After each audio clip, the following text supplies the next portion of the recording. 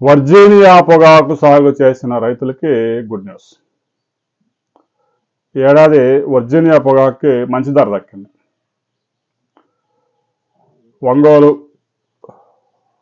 తర్వాత అద్దంకి వేలం కేంద్రాల్లో ఐటీసీ వారే 320 రూపాయలు, 280 రూపాయలు, 290 రూపాయలు క్వాలిటీని బట్టి కేజీ పొగాకు కొనుగోలు చేశారు.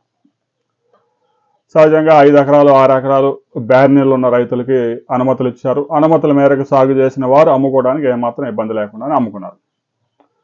తాజాగా వర్జీనియా పొగాకుకి మరింత డిమాండ్ పెరిగింది.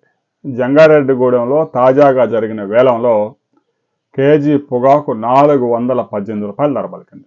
అంటే క్వింటా 41,800 రూపాయల జీవితకాల రికార్డు ధర. ఇంతవరకు ఏ రైతు కూడా ఈ ధరకు అమ్మినా దాఖలాలు లేవు.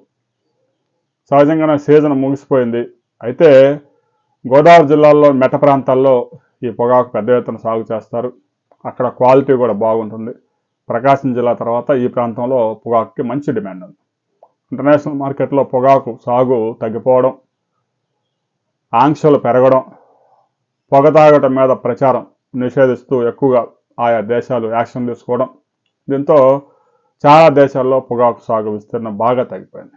మన దేశంలో కూడా పొగాకు ఎంత విస్తీర్ణంలో కావాలంటే అంత విస్తీర్ణంలో సాగు చేసుకోవడానికి అనుమతులు లేవు.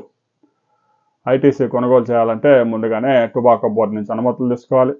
ఆ బ్యార్నీలు ఎవరైతే ఉంటారో ఒక బ్యార్నీకి 5 ఎకరాలు 6 ఎకరాలు సాగుకు అనుమతిస్తారు. అంతవరకే సాగు చేసుకోవాలి.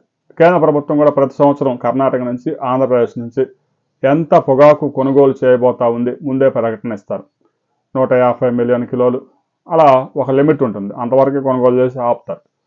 ఎక్స్పోర్ట్స్ బాగా ఉన్నాయి కాబట్టి ప్రైవేటు వ్యాపారస్తులు కూడా పెద్ద ఎత్తున కొనుగోలు చేస్తూ ఉన్నారు. పొగాకుకి గరిష్టంగా 418 రూపాయల ధర వచ్చింది. రాబోయే 2-3 రోజుల్లో ఈ ధర మరికొంత రికార్డులు కూడా క్రియేట్ చేసే అవకాశం ఉంది. ఆ తర్వాత మరిన్ని వివరాలతో మరో వీడియోలో మనం కలుసుకుందాం.